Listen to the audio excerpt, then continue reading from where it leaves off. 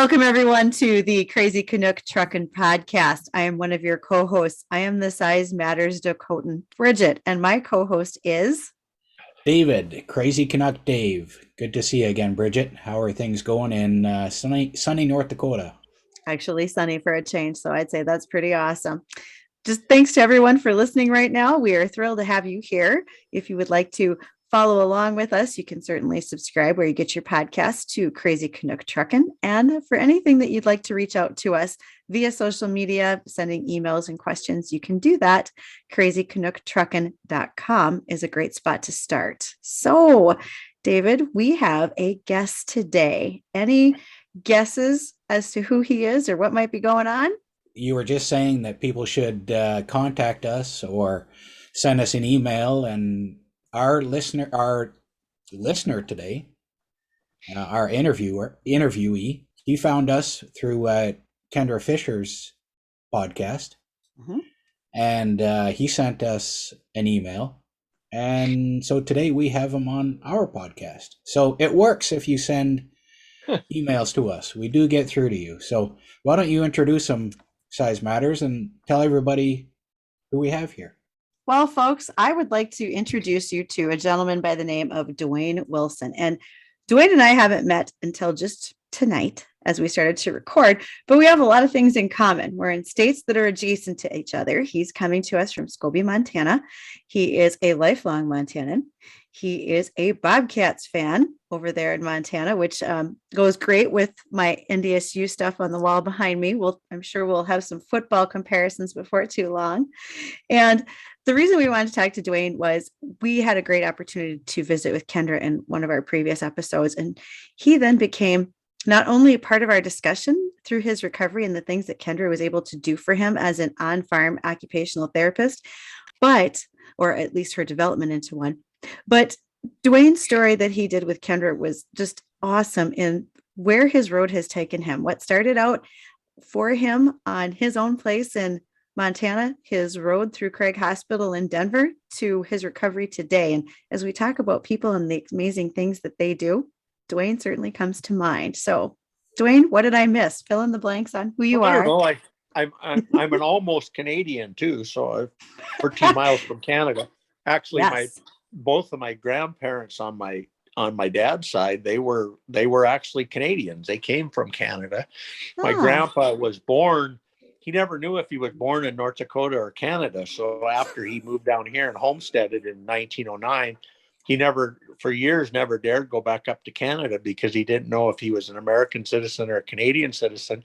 So he didn't dare go back because he didn't know if they'd let him come back. So finally, when he got his citizenship in the United States, then he could go up and visit his relatives. But it was several years that he didn't know where he was, so he didn't dare go up there. So I could have been a Canadian too. So border town people stories, you know. Well, actually, when I go to town every day, I look up into Canada and watch the smoke come off of a coal power plant in Cornac. You can see it from our road going into town. So we're that close to Canada. So our closest Costco is actually in Regina, Saskatchewan. So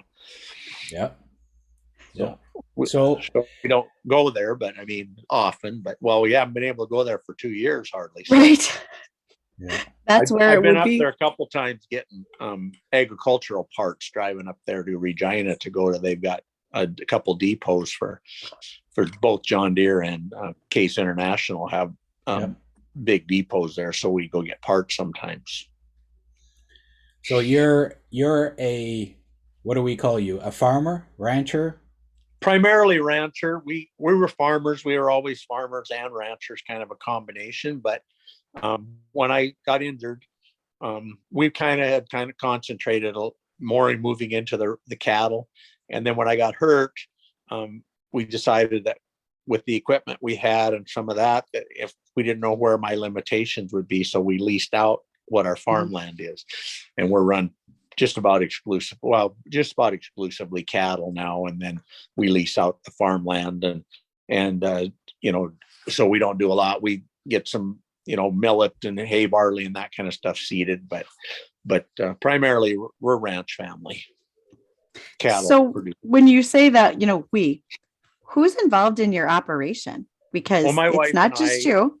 yeah, well, my wife and I, of course, we both worked in town for years and years, but we always were both farmers, ranchers. We wanted to be able to raise our kids on a family, and we are on a farm ranch, and my folks were on our original homestead. Plus, we actually have had my mother's side of the family. We have their farm too that we've had in the family since 1915. So both those places. And Okay. we were both working in town, and we bought a place about a mile away from my folks' place and started our place with both of us working. This actually was my great uncle's homestead at one time, and then he was killed in a tractor accident. So right next to where our shop is now, and so then we bought that and slowly started expanding, and we bought a few more places, and then we had 3 sons. The oldest is an engineer, but he works for Northwest Energy, lives in Helena with his family. We have our middle boy. He lives about a half mile from us. He runs a few cows with us, and then he works at a pulse plant actually in Plentywood. And then our youngest boy and his wife and 2 daughters live at my folks' place, which is the original homestead. And so they do they're our main cooperators through us, and he does the bulk of the physical work, the stuff that I can't do. I obviously, it's a little struggle to work cows through the chute and that kind of stuff when you are on a wheelchair. So, that kind of stuff, I'm still out by the chute and do all that. But my wife still works town. She works at our telephone co-op, which has a cooperative area that's probably larger than some states, but covers a good share of northeastern Montana, also some into North Dakota. So, and that's what she does. I taught school for 25 years. I'm 17 after we moved back in this area. So I was doing that. I taught agriculture, vocational agriculture, FFA advisor for those years while the kids were growing up. And then when I got enough years in, my dad was ready. He was having some health issues. So we kind of took over his stuff. And that's kind of been from that point, that's what we've been doing. So I have lots of stuff about FFA we can talk about later. So that NDSU is behind me, FFA is in front of me. So there you go. Yep. It's, I did that for a long time. So the heart of our subject today is, what happened in 2016, and as you were, why you had to meet Kendra and what's changed in your life. Because you said, working cow, we can't really work a head gate when you're working cows from a wheelchair. Good. Well, we have hydraulics, so it works a little bit better. But I actually was injured in a accident on the last Saturday of January of 16, which I think that's the 30th. I had a team of mules that I'd had for about a year. I hadn't had them quite a year yet, 11 or 10 months, I think. And my dad always had wanted a team and never had one. And my grandpa was quite a teamster. And so when we saw a team of mules come up for sale, I talked to the kids about it, and it was close. It was only about 100 miles away. Beautiful set of nice big mammoth jacks. It was a Jill too, but we had the 2 of them. They were brother and sister, so they were perfectly matched. Beautiful team. And I was just out exercising, going to take my wife on a buggy ride and feed some cows off the back of the wagon, and they were feeling pretty good, and I was just running them around the circle. My wife was in the house, got leaning on the lines a little bit too much on the front, got pulled over the front of the wagon when we hit a hole, gopher hole or badger hole or something out in the yard. I fell off the front of the wagon, landed on top of my head. My wife come out, and the mules were headed back for the barn. And I basically had to tell her, well, you need to call the ambulance because I can't feel my legs. And it went from there. And that's how it started. I was just laying there in the snow, and it was a beautiful day. And the ambulance was there within 20 minutes or probably a half hour. It's a totally volunteer ambulance in the town. And we're only 7 miles from town, so it wasn't too far for him to come. One of the sheriff's deputies showed up before the ambulance, actually. So there was the 3 of them, and they knew it was bad. They ordered the trauma team to be at the hospital when I got there, and they also had ordered the airplane out of Billings to take me to Billings. So I need you to put that in perspective for people, DuWayne, because so many folks aren't going to realize what it's like in rural areas. Okay, so you're only 7 miles from town. Yep. But there are not people standing by in that ambulance ready to roll like a paramedic in an urban site. The volunteers have to come in to get to the ambulance to get to you. Both of these volunteers did live in town, and sometimes that isn't the case. Yes. The one guy is a long time ambulance. He's been on the ambulance.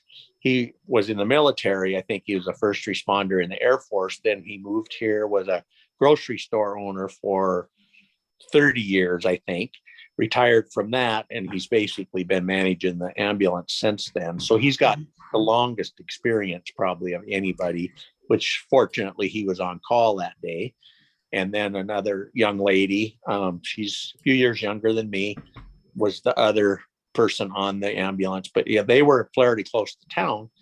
But our hospital only has 5 beds for the hospital plus 20 for the nursing home, and that's all we'll ever have there. So a few years ago there was a magazine back east that did a study on the most rural areas of the country. lower 48 states. Mm-hmm. Well, Glasgow, which is 100 miles, 50 miles west of here and 50 miles south, was rated number 1. We're rated number 2, and Wolf Point, which is 50 miles south of us, was rated. So we're the 3 most isolated places in the lower 48 states. Mm-hmm. Well, I submit that we're more isolated than they are, because both of those towns have Amtrak and airline coverage, and we don't have either of those. Right. Here. And for you, and then, we're 300 some miles from Denver, from yes. Billings. So and that's where I was going to get flown to. Right. That's the whole deal. You start at Scobie. You won't stay there in a 5-bed hospital. They're already activating air ambulance to get you to Billings. And Billings as well is already planning while you're en route that this guy's got to go somewhere else. That's my guess. And it was kind of interesting. We got to Billings, to the ER there, and the doctor there that was on call actually was from Plentywood. Oh, sweet. And they got there and they decided that what they were going to have to do to me, they didn't have the people on staff to do that. So they decided that I needed to be sent on to Denver. He called down to Denver. The on-call doctor at Denver was one he had done one of his rotations with in Denver when he was in medical school. So he knew the surgeon that was going to be working on me when I got there. And he told my wife, he says, "You lucked out, because he's the best." Yeah. He's renowned in the Western United States as being one of the best spinal surgeons in the United States. And your injury would be classified as a spinal injury. I can see you moving your arms, so I know that it's certainly not mid-chest, right? So tell me your injury. If my injury is actually a C6, C7, C8. I'm fused from C2 to T4. My neck is fused that. Normally, with somebody with a C7 injury, you would not have hands and or arms. Well, how close I am from about mid-chest have very little feeling. I can feel my legs, toes, and everything, but it's not normal. I can't move my legs normally, but I can move them. But my trunk is actually, my stomach, all that is the least functional that I have. Had those things work, I would probably be ambulatory, at least partially. Now, I can walk with brace and a walker, but then I can't do any work. So I've kind of foregone that opportunity. So the surgeon had told my wife when I went into surgery that I may have some use of my hands. Mhm. And which would have really sucked because my hands and arms worked when I got in the ambulance. If I'd have woke up a couple of days later and my arms wouldn't have worked, I would have been bummed out. And it would Hey have guys, been anyway. we got to talk about this. This is Yeah. not what I came in with. But how close it was to actually losing this is my little finger and this finger on this hand, my triceps, all of those, these two fingers tingle like they're coming out of being asleep all the time. And my tricep on my left arm is likewise. I had 20 pounds of grip strength when I was in rehab, but now I'm back up to 85, 90, which is 80 is normal for somebody of my age. And this hand is full 120 pounds of grip strength, which they said, well, that's farmer hands, mechanic hands.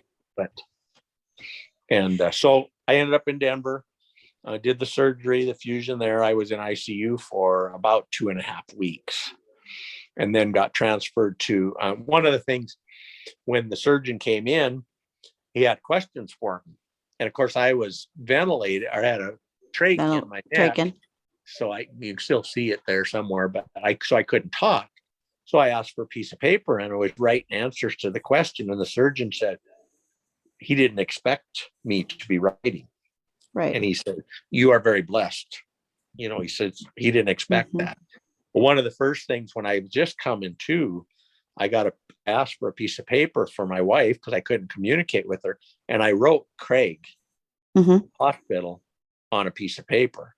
And she'd already been in contact with Craig. Yep, she knew. Which is in the Denver area, which is a spinal cord injury and a traumatic brain injury hospital rehabilitation, which generally is considered, if not the best, one of the best in the United States. Yeah, they are just fantastic for a trauma center. Heard a lot about them this last year. Yeah, they are top well notch. known. Yeah, and it's only 90 beds, so it's fairly selective that you get in there. And sometimes you have to wait for an opening. And I wait about, I was in ICU probably 4 or 5 days longer than I should have been. But the people in ICU, they come in and they can put these IVs in both hands. And I was wondering, they weren't ever using them. And they said, we have to have them in both arms so you can stay in ICU and we can keep taking care of you. Right. They wanted to make sure, because if you have a pressure wound or a pressure sore or anything like that, you can't get into Craig until that's cleared up. So, so thinking about when you came home and what were the first things you had to do to adapt to? What were the changes that you had? The real struggle is that you're in rehab and there's all these other people in wheelchairs all over the whole facility that you're working out with people there. They've got exercises and we had wheelchair class and all that. And then all of a sudden I barely can even get in a car. But even though I'd had driver's ed while I was down there to learn how to drive with hand controls, but I got to get in a car. My wife's going to drive us home 700 miles and, which we could take over 2 days, although we got within about 250 miles of home and we almost just kept going that night. But we did. Well, then right away you go in.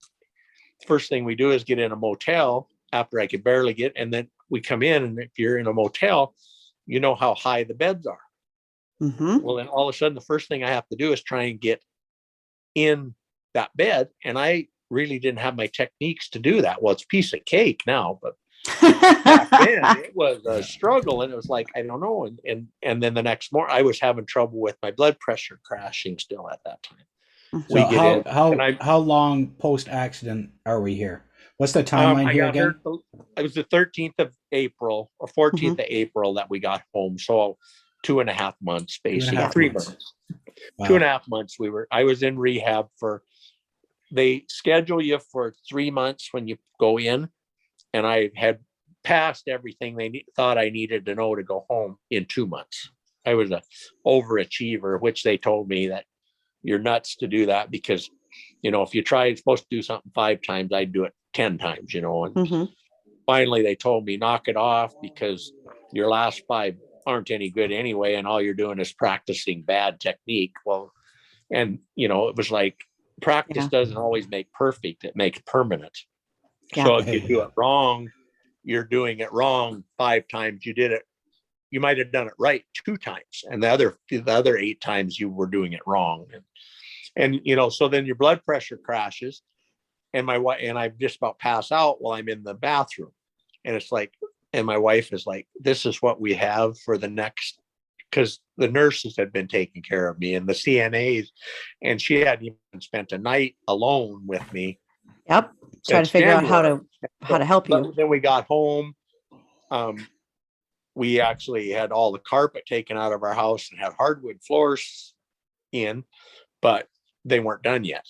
So we had chipboard for a floor for a couple months, and the bathroom wasn't finished. So we didn't have a wheelchair accessible shower. So I didn't get to take a shower for a couple weeks till we could get into town where there was a place I could get in and have a good shower and that kind of stuff. And that was kind of a struggle. And then, but in the meantime, I didn't have a vehicle to drive yet. And, our garage is 3 foot lower than our house. So how are we going to get in there? Well, we had found a used elevator, and my son from Helena had picked it up in Billings, brought it up and got it. Him and my other son had got it installed, so I at least could get in the room. But it's just a struggle to get that over the threshold, get over that. And it's like, everything at Craig was handicap accessible. And all of a sudden, we had the bedroom doors were just wide enough to get through, so we found some different hinges on the doors so the doors would open wider. But how many times did you skin your knuckles going through there? A lot of times to start with, but it was, and I'm a possibilities guy. You're gonna, you have to.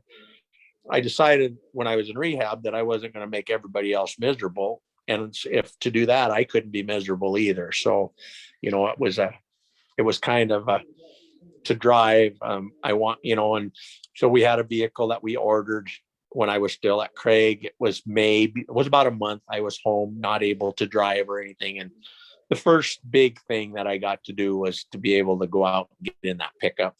And the pickup has a seat on it that comes out.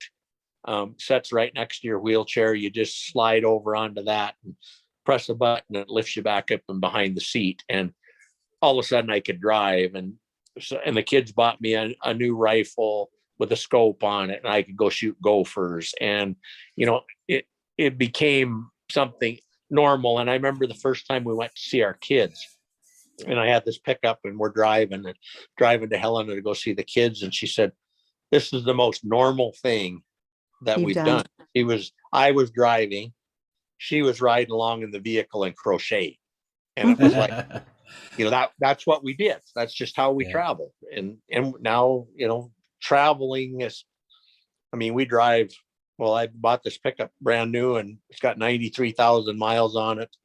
We've got 4 vehicles that, I imagine in the last 6 years that I've been hurt, I've probably driven 150,000 miles, something like that. Because if we go anywhere, it's, if we go see the kids, it's 500 miles. If we go to Bozeman to watch the Bobcats, it's 500 miles. If we go to go to a Sam's Club or a Costco, it's 350 miles, 400 miles to go to those. That's just the way it is. We go to Billings, that's our town. That's where the Lowe's and the Home Depot is. And we drive there. And we've driven to Denver several times. We've driven to Kentucky, or not Kentucky. We've driven to Tennessee a couple times. We've driven to Minneapolis. So, traveling is, and I've went on trips clear across the state by myself. So, that's the most normal thing that we do is drive. And then,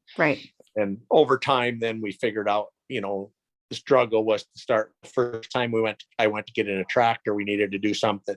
We used the Bobcat to lift me up on the forklift, to lift me up so I could get in the cab of the tractor. That was the first time I drove a tractor.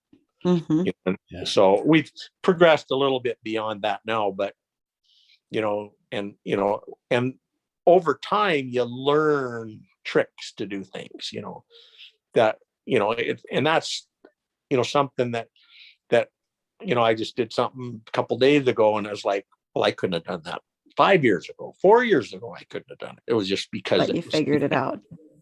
And I've been a believer of, I still go to PT twice a week. A lot of it's just because you've got an issue. All of a sudden your shoulders become your legs. Mm-hmm. Well, your shoulders are not designed to be your legs. So you better take care of your shoulders, because if you tear a rotator cuff, I'm done. Right. I have a power chair that I can get around with, and that was my first experience with an occupational therapist. Normally in the case I would have never qualified for a power chair. Well, she wrote this letter that made it sound like I wouldn't be able to move anywhere. And I did have some shoulder issues. I'd had a shoulder surgery, and my other shoulder, I had injured, minor injury, and it ached quite often in Craig. And so she wrote it up that I had to have this power chair. Well, she happened to write it up. So it also happened to be a power chair Frontier AT.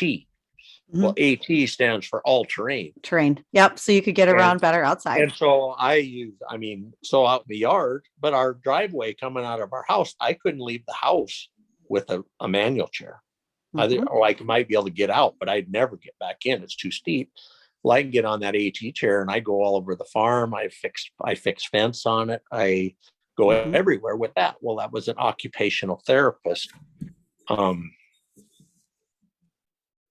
Who figured out what needed to be done for you and how to get it done. So I ended up with that, and I use it.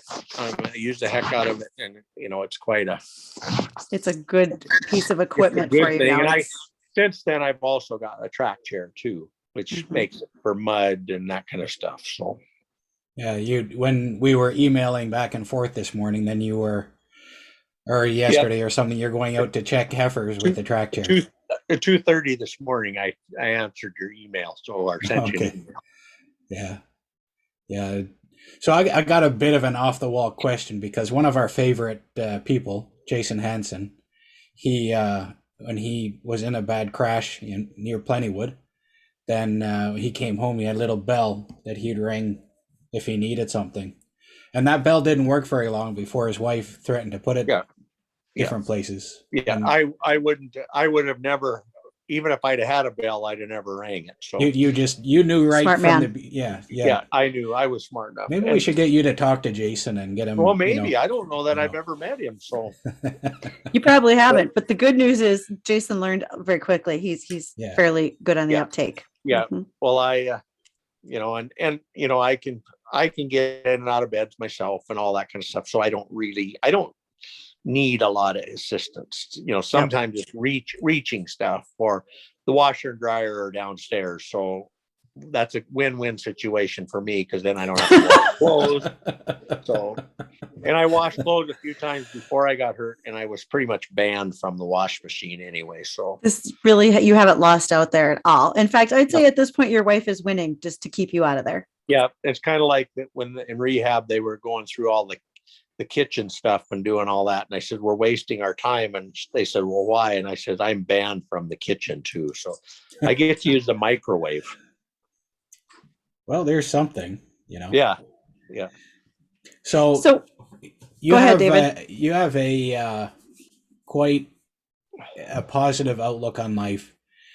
I can't imagine that this was just something that you learned after the accident, but how have you kept that positive spirit and kept that attitude to just figure out, because you're not just sitting around.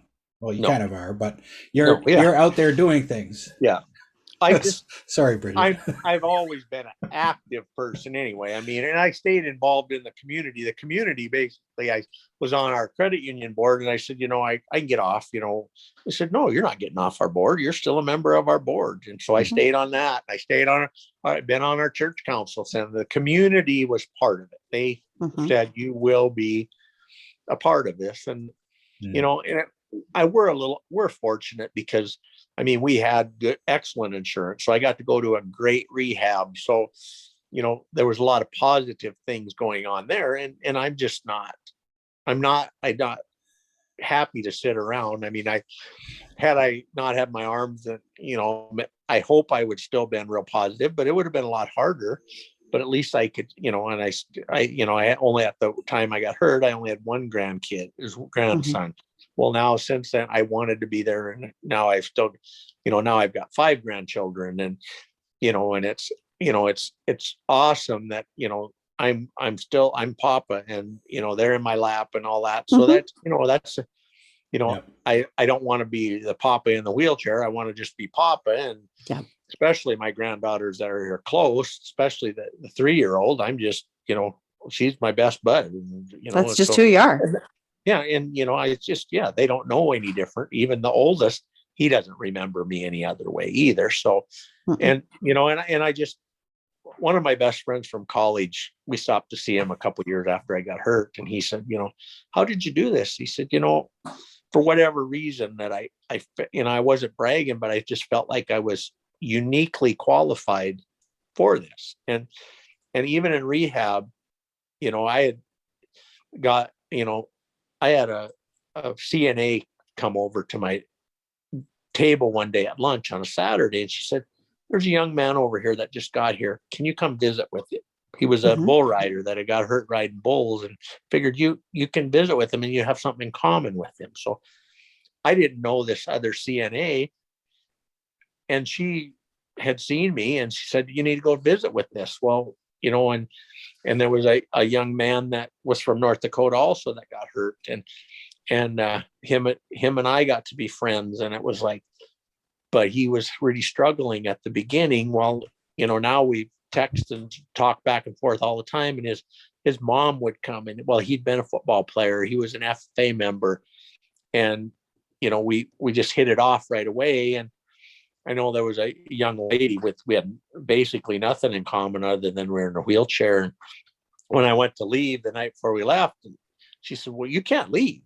She said, you're our wolf, and we're like your little wolf pack. We have to follow you around. And, it was kind of like, was just a leadership. Well, I felt like that was my role.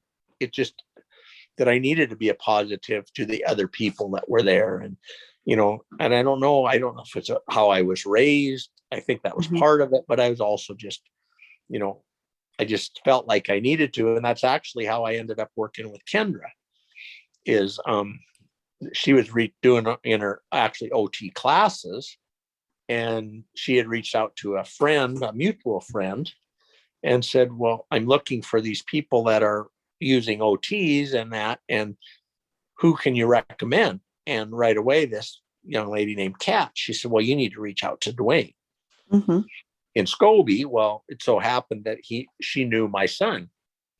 And so I get this text from my son saying, there's going to be a lady call you in a little while. And here she calls me, and I started out consulting, just answering some questions for a PowerPoint she was doing.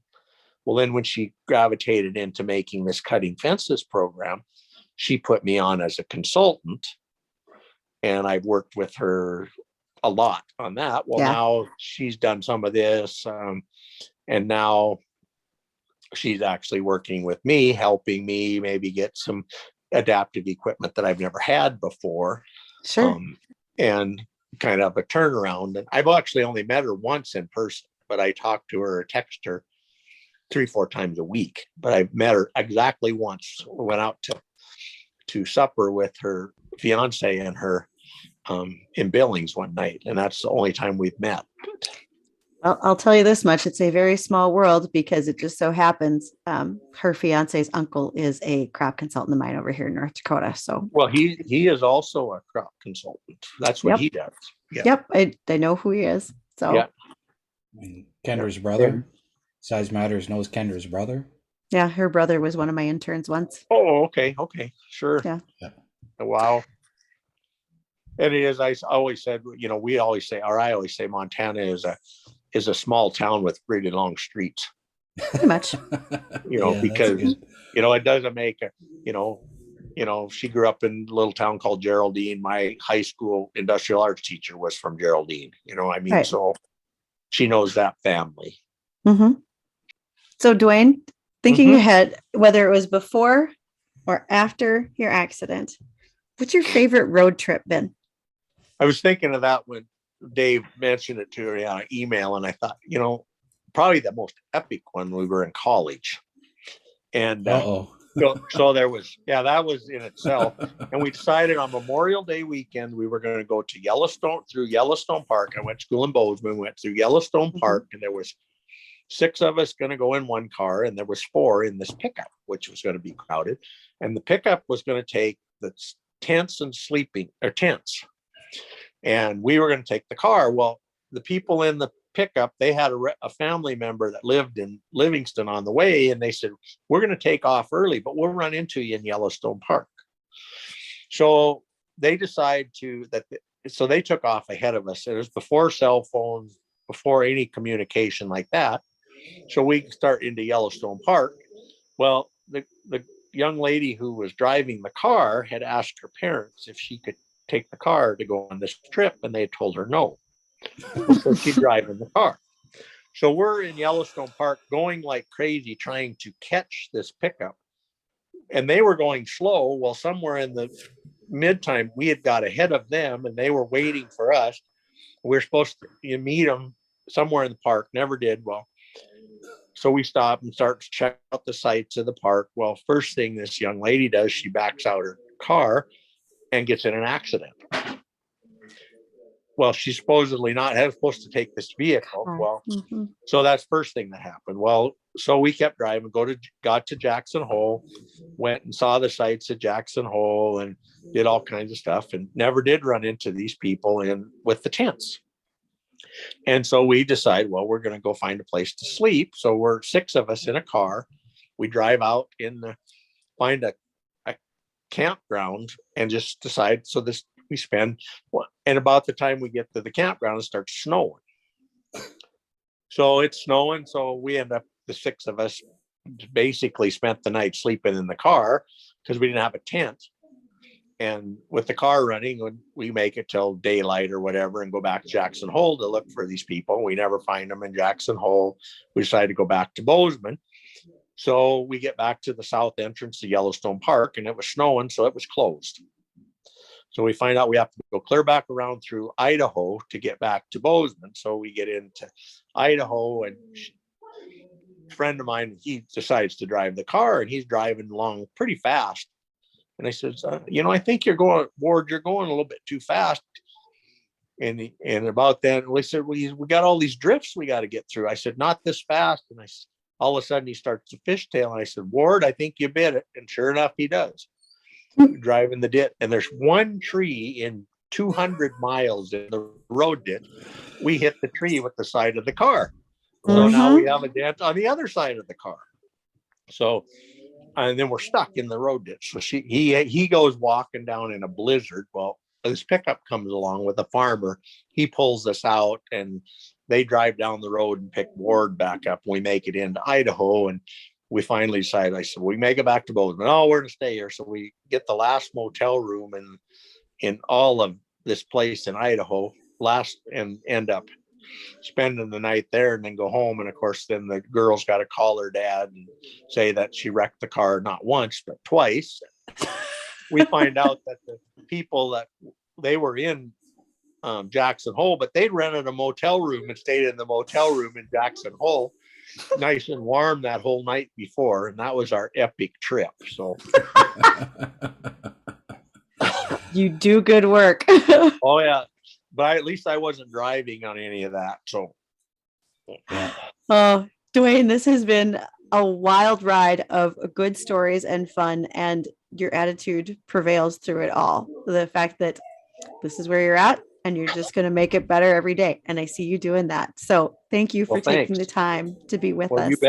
You bet. And you just never know. You're consulting for Kendra. Who knows when someone will need you on another podcast? Yep. Maybe even ours. I actually am going to be talking to. She's back teaching now at the college, and I'm gonna be a guest speaker in her class on Thursday. So I'm going to be back full circle there. So I ended up talking with some of her students. I have done that too. She sent some of her students my way, so that was pretty cool.